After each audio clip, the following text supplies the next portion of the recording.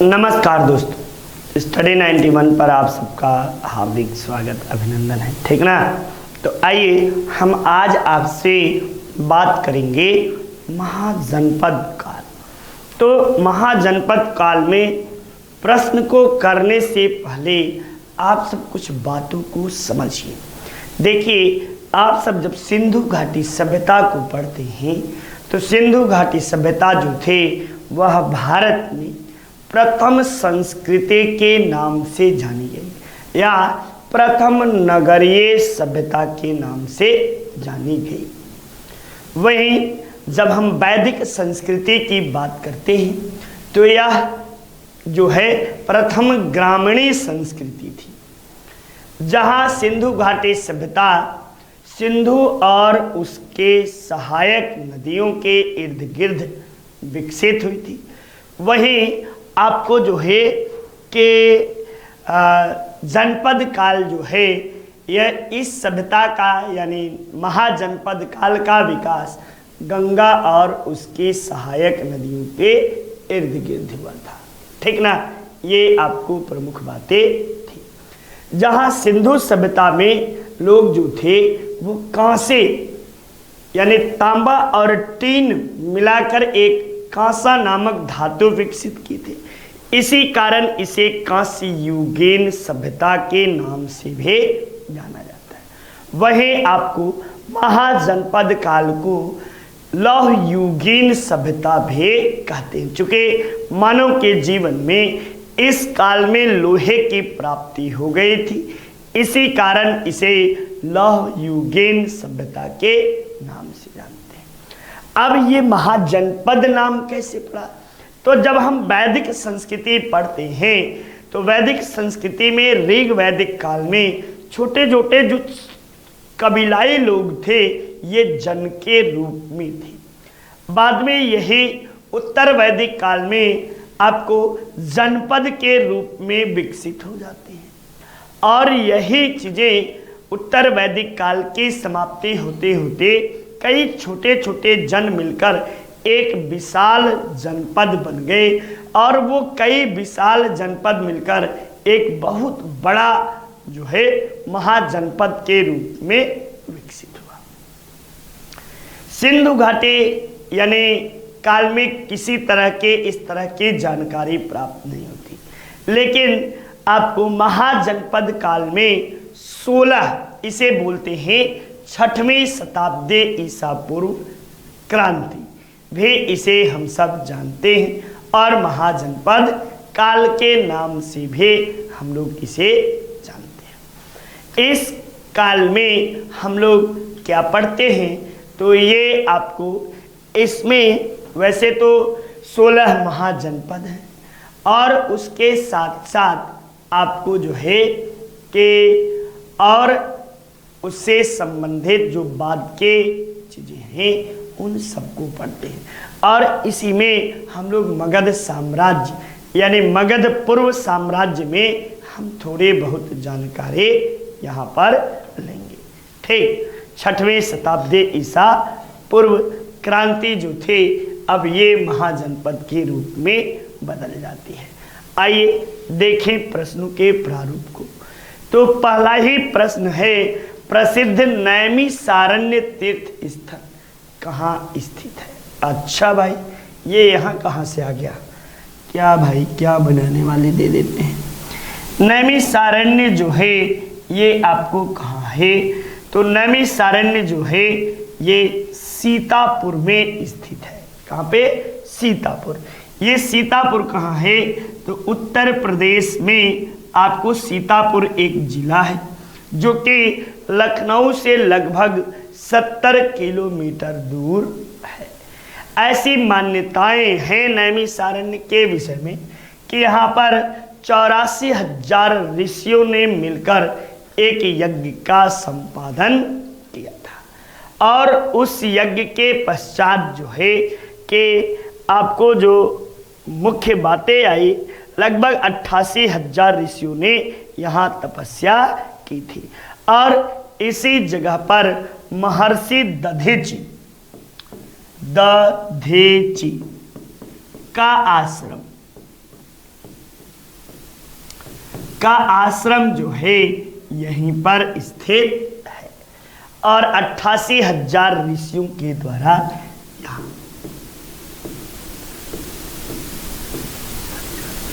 ऋषियों द्वारा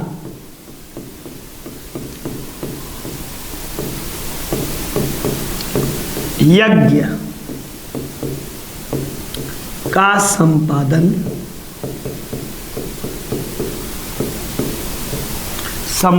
किया जाता है।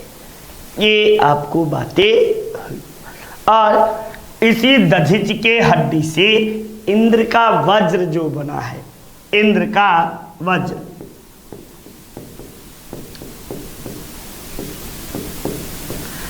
इसी दधिच के हड्डी से बना है। चलिए नेक्स्ट हम लोग आइए आगे प्रश्नों के चीजों को देखते हैं। मगध का सम्राट जो अपरो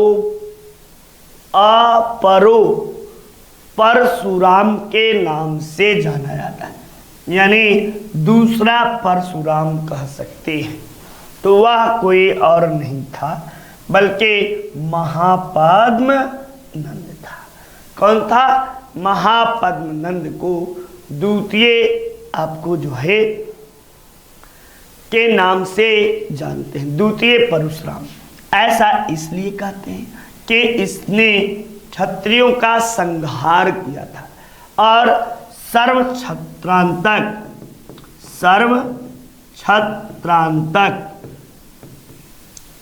भे कहा जाता है, भे कहा जाता है, यानी सभी क्षत्रियों का नाश करने वाला।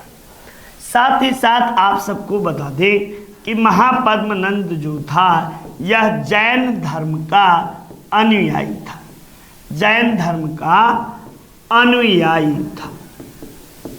इसके साथ साथ इसे उग्रसेन भी कहा जाता है। क्या कहते हैं?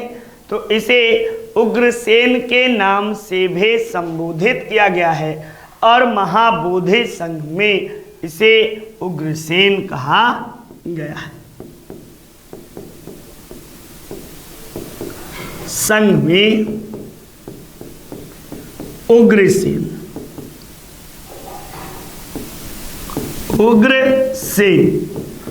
उग्रसेन का तात्पर्य था भयानक सेनाओं का स्वामी। क्या था? भयानक सेनाओं का स्वामी इसे कहा जाता है। ये बातें आपको हुई, ठीक ना? ये आपको पद्म नंद वंश का संस्थापक, साथ ही साथ जाति से यह क्या था? जाति से नाई था, जाति से नाई। ये आपको प्रमुख बातें हुई। नेक्स्ट, मालवा क्षेत्र पर मगध की सत्ता का विस्तार निम्न में से किसके शासन काल में हुआ? मालवा क्षेत्र पर अजातशत्रु के काल में, बिंबिसार के, शिशुनाग के या उदयभद्र के? तो मालवा क्षेत्र पर जो था यह शिशुनाग के काल में आपको विस्तार हुआ और शिशुनाग जो था नाग वंश का संस्थापक था। शिशुनाग वंश का संस्थापक, ये आपको शिशुनाग वंश का संस्थापक माना जाता है, ठीक ना? यह मगध साम्राज्य का दूसरा राजवंश का दूसरा राजवंश, ठीक? ये हो गया। इसके बाद इसकी सबसे बड़ी सफलता यही थी कि इसने अवंती को जीतकर अवंती को जीतकर मगध साम्राज्य में मिला लिया। साम्राज्य में मिला लिया। ये आपको इसके सबसे बड़े खासियत थी। ठीक, चलिए नेक्स्ट आइए। विश्व का पहला गणतंत्र वैशाली में किसके द्वारा स्थापित किया गया? तो वैशाली में आपको लिच्छवियों के द्वारा आपको स्थापित किया जाता है।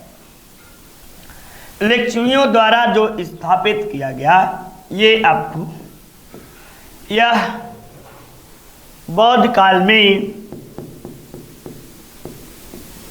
कालीन सर्वाधिक शक्तिशाली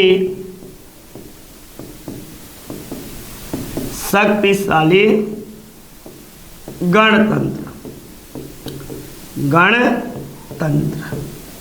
ठीक ना। यहाँ का जो राजा था वह चेटक, यहाँ का सबसे महान शासक, सबसे महान शासक हुआ, ठीक ना। यह दुनिया की सबसे प्राचीनतम गणतंत्रीय व्यवस्था कहलाते हैं। गणतंत्रीय व्यवस्था का मतलब है बच्चा कि यहाँ राजा जो होता था वह वंशानुगत नहीं था, बल्कि राजा की नियुक्ति जो थे ये जनता जनार्दन के द्वारा की जाती थी, या कोई ऐसी सभा और समिति थे जिसके द्वारा इसका चयन किया जाता था। नेक्स्ट देखिए, महाभारत के अनुसार उत्तरी पांचाल की राजधानी क्या थी? हस्तिनापुर तो होगी नहीं, इंद्रप्रस्थ भी नहीं होगा, मथुरा भी नहीं होगा, क्योंकि हस्तिनापुर और इंद्रप्रस्थ ये दोनों कौरवों की राजधानी थी। तब मथुरा जो थे यह सूरसेन की थे, सूरसेन, ठीक ना, ये थी। और इंद्रप्रस्थ और हस्तिनापुर किसकी थे? कौरव वंश के आपको राजधानी। तब आपको क्या हुआ? अहिच्छन्न जो थे उत्तरी पांचाल के राजधानी हुआ करती थे। इसके साथ साथ आपको बता दें कि ये आपको जो है अहिच्छन्न वर्तमान में बरेली में है, ठीक ना। वर्तमान में बरेली, अहिच्छन्न उत्तरी पांचाल को बरेली बोलते हैं और दक्षिणी पांचाल को फर्रुखाबाद, क्या कहते हैं? फर्रुखाबाद बोलते हैं, ठीक ना। और इसकी राजधानी काम्पिल थी,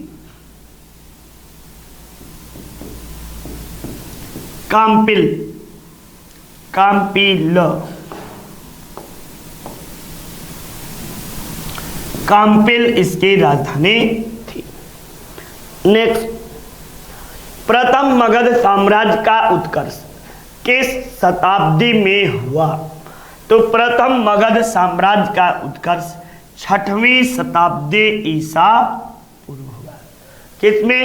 6वीं शताब्दी ईसा पूर्व हुआ। ये बातें आप तब जान लीजिए। और 6वीं शताब्दी ईसा पूर्व महात्मा बुद्ध के काल में कुल 4 प्रमुख शक्तिशाली महाजनपद बचे थे। कौन कौन? तो आप सबको बता दूं, एक बचा था मगध, दूसरा बचा था अवंती, तीसरा बचा था आपको जो है कौशाम्बी में आपको यहाँ पर कौन वंश था?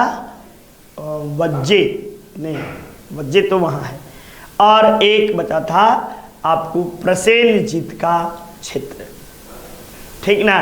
तो यही आपको बचे रहते हैं। आइए आगे अभी बताएंगे 6वीं शताब्दी में मगध का उत्कर्ष। नेक्स्ट, गोदावरी नदी के तट पर स्थित महाजनपद कौन था? तो ये आपको एकमात्र महाजनपद अस्मक था। और ये इसकी राजधानी कहाँ थी? तो इसकी राजधानी पैठन, पैठन या प्रतिष्ठान भी बोलो। अस्मक जो था दक्षिण भारत का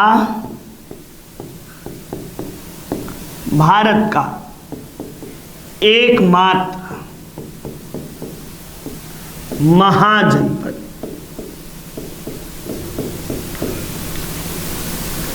दक्षिण भारत का यह एकमात्र महाजनपद था।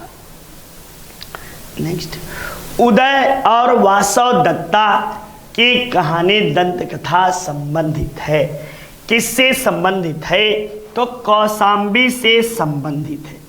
उदय जो थे, उदयन, ये आपको कौशाम्बी के राजा हुआ करते थे।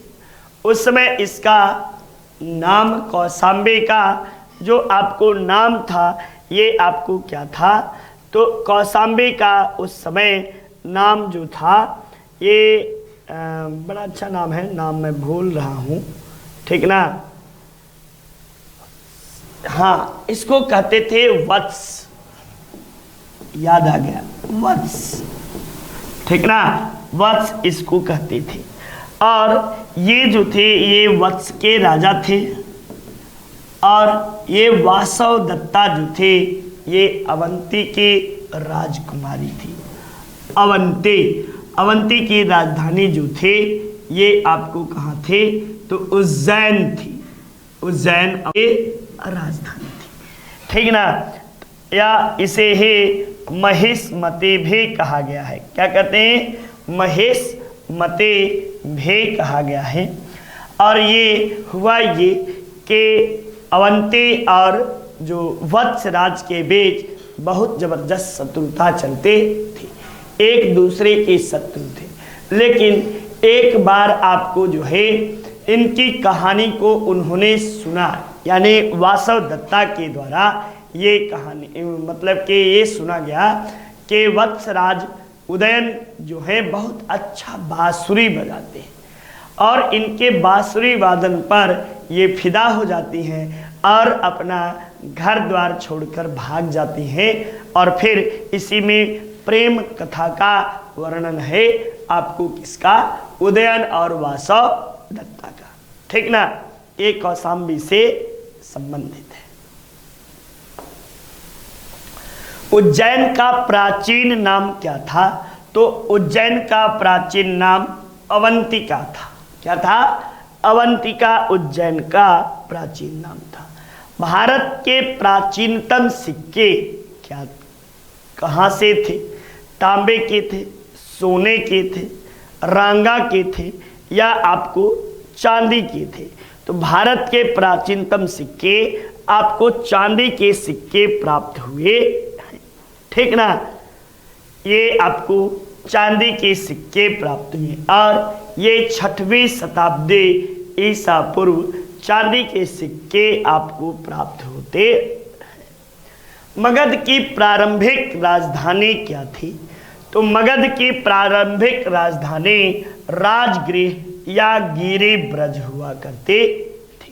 चूंकि बाद में वैशाली भी गई और बाद में पाटलिपुत्र भी बना, लेकिन पूछ रहा है कि प्रारंभिक राजधानी कहाँ थे? तो प्रारंभिक राजधानी आपको जो थे ये गिरिब्रज थी। इसकी स्थापना किसने की थी?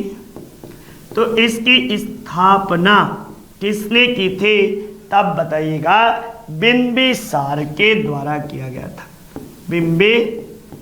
बिंबिसार ने इसके स्थापना की थी, ठीक ना? और आपको अपनी राजधानी भी बनाई थी। यह अजात शत्रु के समय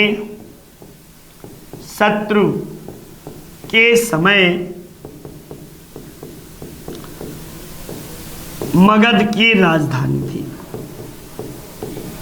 राजधानी थी। ठीक ना। नेक्स्ट, कालपी किस नदी के तट पर स्थित है? तो कालपी जो है ये आपको यमुना नदी के तट पर कालपी स्थित है। कालपी उत्तराखंड में आपको, कहाँ पर? उत्तराखंड में आपको कालपी है। नेक्स्ट देखिए, मालवा क्षेत्र पर मगध की सत्ता का विस्तार किसके समय में हुआ? तो ये शायद मैंने बताया कि शिशुनाग के समय मालवा क्षेत्र पर आपको सत्ता का विस्तार हुआ था। शिशुनाग वंश के आपको जो थे, ये आपको जो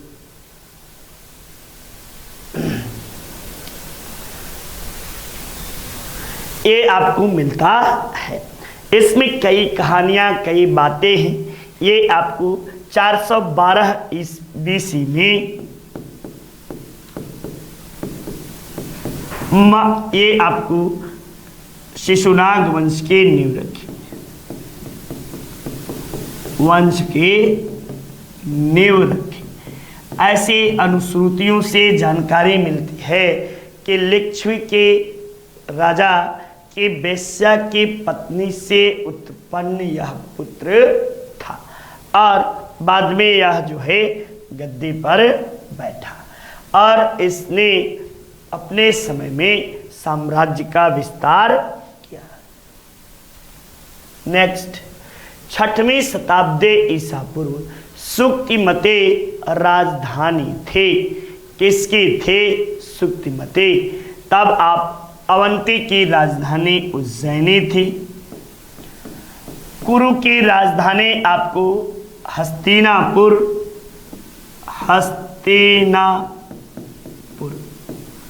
आपको थे। पांचाल के राजधानी और चेदी वंश के राजधानी बचे। तो आप सबको पता है कि आपको जो है चेदी की राजधानी सुक्तमते थी। और चेदी अगर पूछे, यह आपको 16 महाजनपदों में से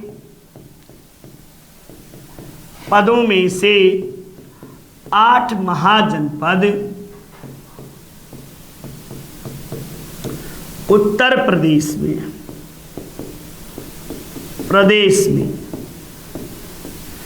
3 बिहार में, एक आपको जो था यह MP, एक साउथ इंडिया, एक राजस्थान। यानी 8, 3, 11, 1, 12, 1, 13, 1, 14 और 2 भारत से बाहर। यही आपको 16 महाजनपद थे और इसमें चेदी जो थे ये आपको सुक्तिमते किसकी राजधानी थे? तो चेदी वंश की राजधानी सुक्तिमते थी। नेक्स्ट, चंपा किस राज्य के राजधानी थे? तो ये चंपा जो थे ये आपको कहाँ थे? तो ये अंग की राजधानी चंपा थी। और चंपा का जो अंग का राजा था वो महाभारत काल में कौन था? तो अंग यहाँ का एक कर्ण अंग का है, अंग देश का राजा था। ये वर्तमान में कहाँ है? तो वर्तमान में बिहार में है। वर्तमान में बिहार में आपको स्थित है। ठीक ना। यहाँ इसे अंग को बिंबिसार ने मगध साम्राज्य में मिलाया, चूंकि पराजित किया और इसे मिला लिया। और अंग का राजा अजात शत्रु को नियुक्त कर रखा था। नेक्स्ट, 16 महाजनपदों के युग में मथुरा इनमें से किसकी राजधानी थी? तो मथुरा जो थे ये आपको जो थे इसी के राजधानी थी। किसकी? तो आपको सूरसेन के राजधानी थी। यहाँ महाभारत काल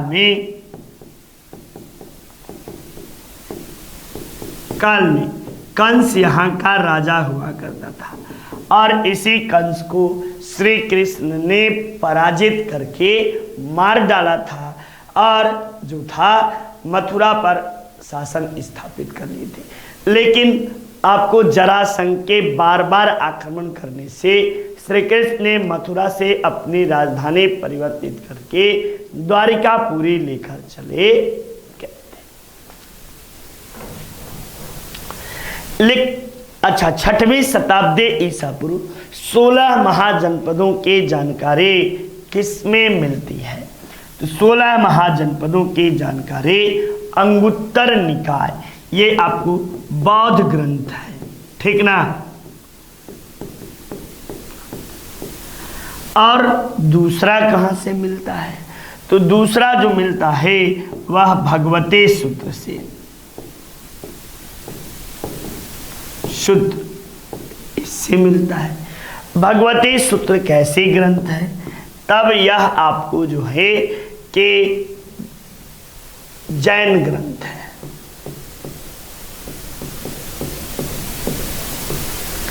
जैन ग्रंथ भगवती सूत्र से प्राप्त होते हैं। नेक्स्ट, नंद वंश के पश्चात मगध पर किस वंश ने शासन किया? तो नंद वंश के पश्चात मगध पर आपको जो था वह मौर्य वंश ने किया। नंद वंश की स्थापना किसने की थी? तो स्थापना जो था महापद्म नंद ने, महापद्म नंद ने की थी नंद वंश की स्थापना, ठीक ना। मौर्य वंश की स्थापना किसने किया था? किसने की थी? तब जवाब दीजिएगा चंद्रगुप्त मौर्य ने। चंद्रगुप्त मौर्य द्वारा मौर्य वंश की स्थापना की जाती है।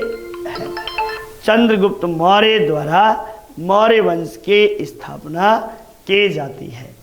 नेक्स्ट, अगले सवाल में हम लोग देखेंगे राजा चंद्र यानी नंद का उल्लेख करने वाला अभिलेखीय प्रमाण कौन सा ग्रंथ माना जाता है? तब रुद्रदामन का जूनागढ़ अभिलेख, या धनदेव का अयोध्या अभिलेख, या रुक्मिणी देवी का स्तंभ लेख, या खारवेल का हाथी गुफा अभिलेख। तो इन सब में आप सबको बता दें, अयोध्या के आपको रुद्रदामन के जूनागढ़ अभिलेख से क्या मिलते हैं? तो इससे आपको जो मिलती है अशोक, यहाँ पे देख लो, अशोक प्लस चंद्रगुप्त के जानकारी मिलते हैं। चंद्रगुप्त के जानकारी मिलती है। धनदेव से शुंग वंश की जानकारी मिलती है, शुंग वंश की जानकारी प्राप्त होती है। रुक्मिणी देवी अभिलेख से मौर्य वंश की जानकारी मिलती है और मौर्य वंश में भी अशोक के जानकारी मिलती है। किसकी? अशोक। अशोक की क्या जानकारी मिलती है? तो रुक्मिणी देवी अभिलेख यह प्रमाण देता है कि अशोक जो था यह आपको महात्मा बुद्ध के जन्म स्थल लुम्बिनी को गया था। कहाँ को? लुम्बिनी को गया था और अपने राज्यारोहण के आपको जो है कि 20वें वर्ष इसने लुम्बिनी में कर घटाकर 1/8 कर दिया था। साथ ही साथ अब बचा खारवेल का हाथी गुफा अभिलेख। तो खारवेल के हाथी गुफा अभिलेख में खारवेल की वर्षवार उपलब्धियों की जानकारी प्राप्त होती है। साथ ही साथ आपको इसी में यह जानकारी मिलती है कि नंदराज के द्वारा जो आपको महापद्म नंद था, इसने कलिंग पर आक्रमण करके जीन सेन की प्रतिमा को उठाकर मगध ले आया था। लेकिन जब कलिंग राजा बना, खारवेल राजा कलिंग का बना, तो इसने वही काम किया और आक्रमण करके खारवेल ने जीन सेन की प्रतिमा को वापस ले लिया। यह बात जानकारी प्राप्त होती है। साथ ही साथ कलिंग नरेश महापद्मनंद के द्वारा आपको कलिंग में नहर की खुदाई की जानकारी प्राप्त होती है। नेक्स्ट, अजात शत्रु के वंश का नाम बताइए। तो यह आपको हिरण्यक वंश का था। हिरण्यक वंश के इस वंश की स्थापना किसने की थी? तो आप जवाब दीजिएगा बिंबिसार ने, बिंबिसार ने, ठीक ना। इस वंश का अन्य नाम क्या मिलता है? तो अन्य नाम इसका जो है आपको क्या मिलता है? तो पितृहंता वंश, पितृहंता वंश। अब आया अजातशत्रु की, तो इसका बचपन का नाम कुणिक था। क्या था? कुणिक। इसका बचपन का नाम आपको कुणिक मिलता है। और ये आपको इसने वैशाली पर, लिच्छवियों पर अधिकार स्थापित किया था। इसने लिच्छवी पर अधिकार स्थापित किया।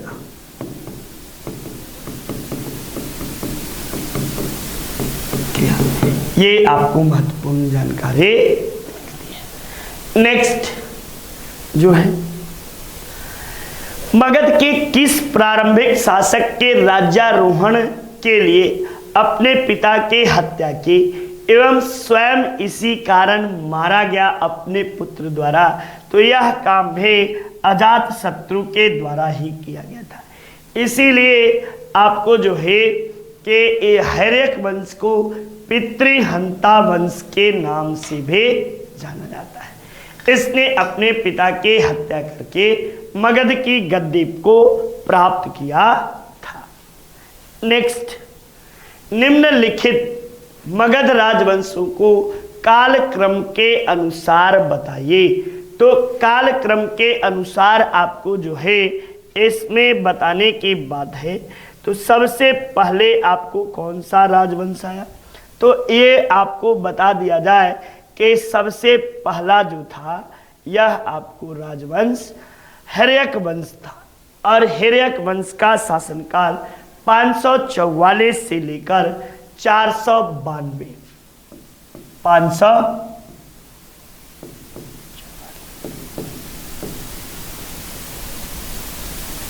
से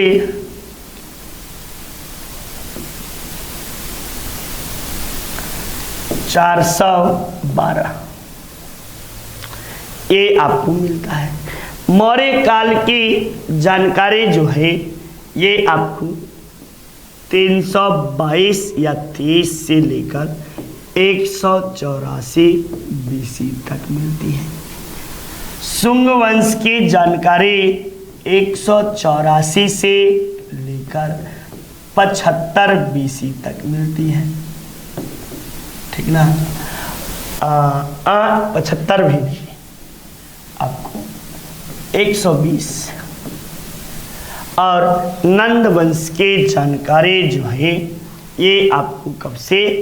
तो इस राजवंश का शासनकाल बहुत लंबे समय तक नहीं था, 344 से 423 तक। 344 से 330 यही आपको शासन काल है। अब बीच में 412 से लेकर आपको जो है 344 तक ये किसका था? तो ये आपको शिशुनाग वंश, ये आपको राजवंश है। तो इस तरह यदि देखा जाए तो सबसे पहले आपको 1, फिर 2, फिर ये 3 और तब ये 4। तो ये आपको जो है 4, 1, 3 और 2, 4, 1, 3, 2 यानी ऑप्शन संख्या 2 is your right answer. Next, निम्न में से किस राजा ने पाटलिपुत्र नगर को बसाया और अपनी राजधानी बनाई? तो ये उदयन थे। उदयन जो थे ये आपको अजात शत्रु के पुत्र थे। अजात शत्रु के पुत्र माने जाते हैं। ये पाटलिपुत्र का प्राचीन नाम इसका क्या मिलता है? तब इसका प्राचीन नाम कुसुमपुर, इसका प्राचीन नाम कुसुमपुर मिलता है। ये आपको सोन एवं गंगा के संगम पर स्थित है।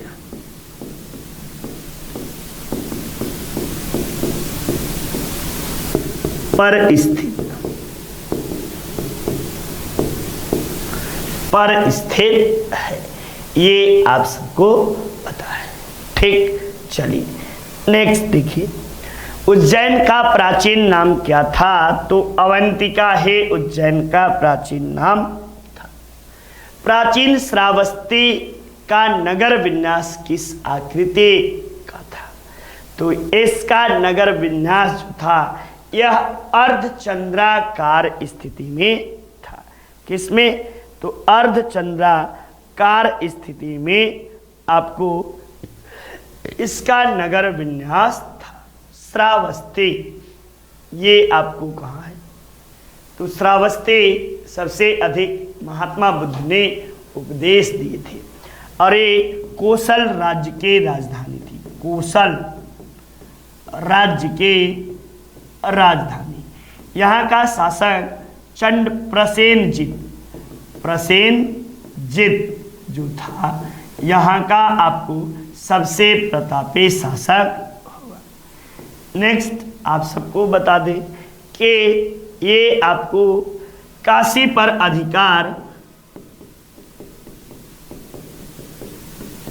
प्रथम अधिकार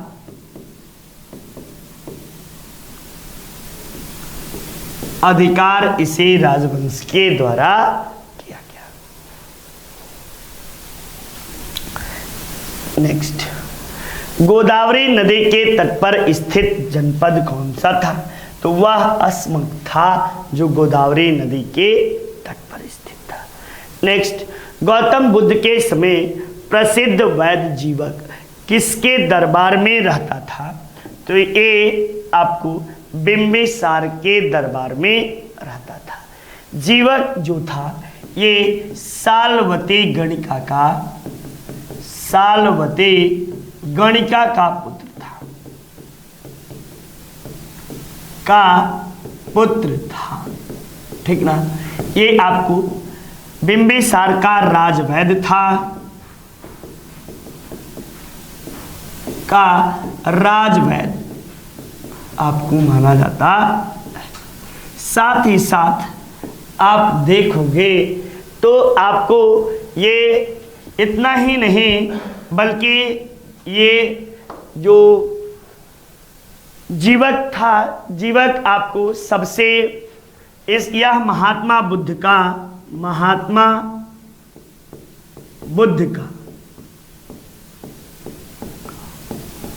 शिष्य था और इसने ये चंड प्रद्योत को पांडु रोग से बचाया था। ये जो चंड प्रद्योत हैं ये आपको कहाँ के शासक थे? तो अवंती के शासक थे और प्रारंभ में इनके बिंबिसार से शत्रुता थी, लेकिन बिंबिसार के द्वारा इन्हें चिकित्सक जीवक को भेजा गया और जीवक ने इनका इलाज किया। नेक्स्ट, निम्नलिखित में से कौन सा एक पूर्व 6ठी शताब्दी में प्रारंभ में भारत का सर्वाधिक शक्तिशाली था? तो वह कोई और नहीं मगध साम्राज्य था। और प्राचीन भारत का इतिहास जो था, प्राचीन भारत का इतिहास मगध का इतिहास है। मगध का इतिहास माना जाता है। इतना शक्तिशाली होने के पीछे कारण क्या था? तो इतना शक्तिशाली होने के पीछे कई कारण थे, जैसे भौगोलिक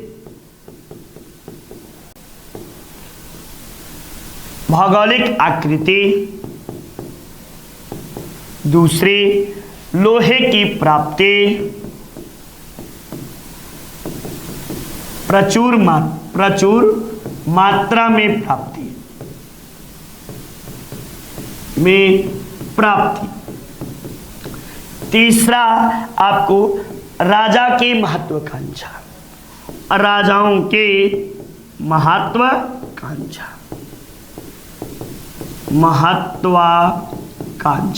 ये सभी कारण से मगध जो था ये इतना अधिक शक्तिशाली बन गया था। नेक्स्ट, निम्न कथनों को ए और बी को सही कूट में बताइएगा।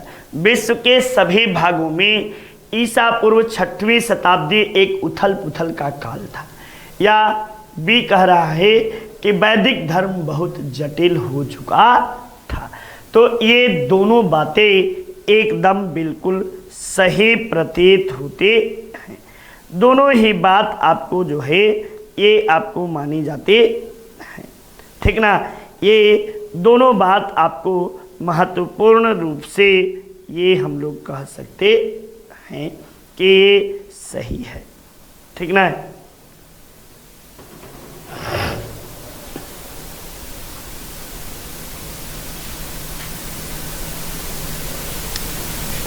अच्छा, 6वीं शताब्दी में तो वैदिक धर्म था ही नहीं, तो आपको ये सही है और बे गलत है, क्योंकि 6वीं शताब्दी में वैदिक संस्कृति नहीं था, ठीक।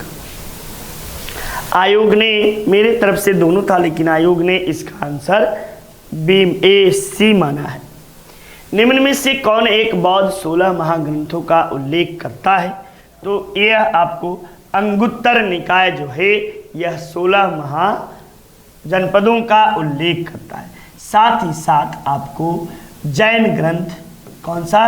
जैन ग्रंथ भगवती सूत्र, कौन सा? भगवती सूत्र, ये भी आपको 16 महाजनपदों के जानकारी देता है, ठीक। ये दो बातें। नेक्स्ट, तो इस तरह प्रश्नों की श्रृंखला समाप्त हुई। नमस्कार, आपका दिन मंगलमय हो। जय हिंद, जय भारत।